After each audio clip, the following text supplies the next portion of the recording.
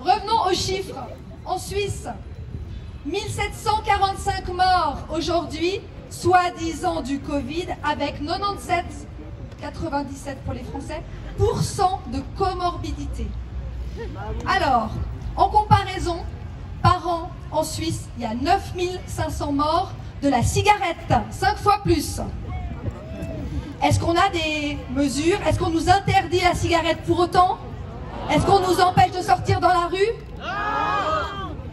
Les cancers, les maladies cardiovasculaires, 20 000 par an.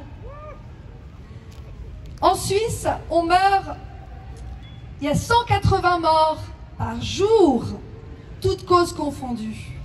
En France, c'est 1600. En Suisse, pour le Covid, officiellement, on compte même pas un mort par jour.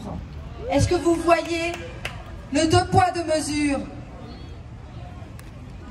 Et ils veulent nous faire croire que c'est pour notre bien, qu'ils nous musellent, qu'ils nous confinent, qu'ils nous distancient, qu'ils nous restreignent, qu'ils ferment les boutiques, qu'ils tuent l'économie. Pas celle des multinationales, bien sûr, pas celle des labos, évidemment. Alors la Suisse, pour reparler d'elle, je suis au cœur, à Genève, on est au cœur des décisions mondiales, vous le savez.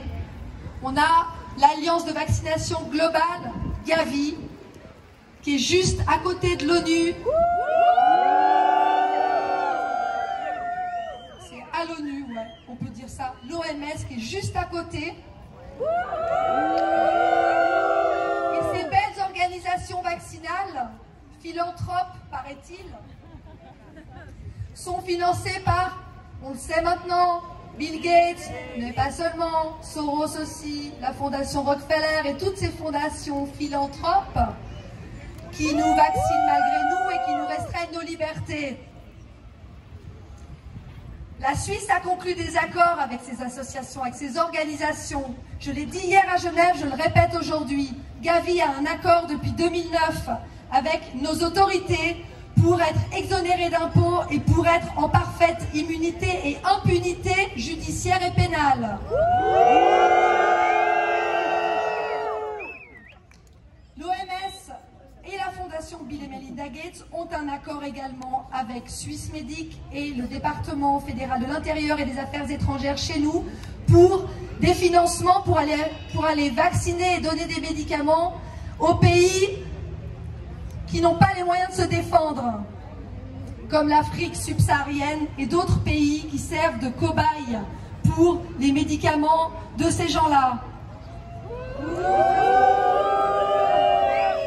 vous le voyez sur mon t-shirt, moi je choisis l'immunité. L'immunité, c'est l'alimentation, c'est les énergies qu'on dégage, c'est les gens qu'on côtoie. Et ici, je pense que mon immunité, elle est protégée.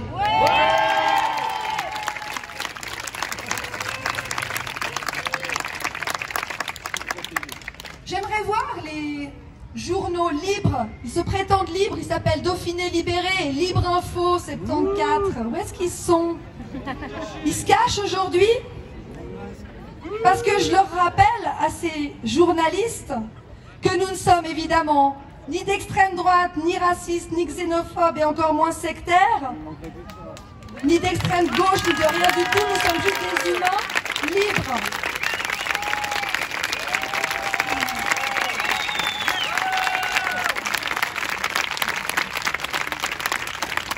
Donc je les invite à faire leur travail et à relater la vérité aujourd'hui.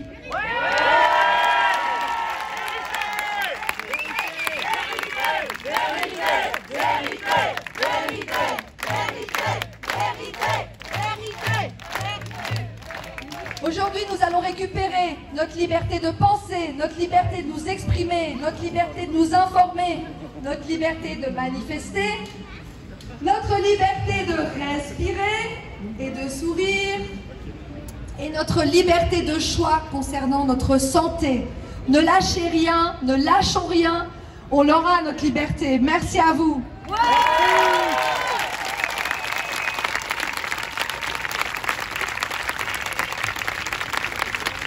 Bravo pour Chloé. Allez.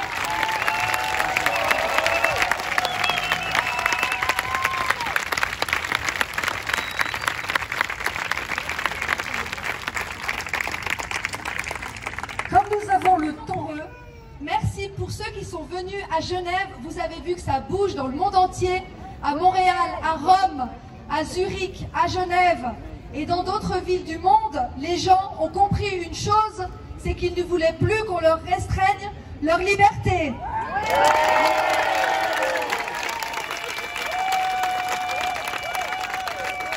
Justement, ça fait 8 ans que je milite pour la justice, pour la vérité, pour la transparence dans les médias subventionnés, pour la bienveillance de nos gouvernements, si tant est qu'ils en aient, pour l'équité de traitement, pour l'égalité des chances. Et en fait, j'avais oublié une chose essentielle dont je n'avais pas remarqué l'importance, puisque il me semblait qu'elle ne me manquait pas. C'était justement ce qui nous manque aujourd'hui, et que la situation inique, actuelle, les mesures prises par nos gouvernements nous ont montré aujourd'hui cette chose-là, c'est justement la liberté. Et on va la défendre.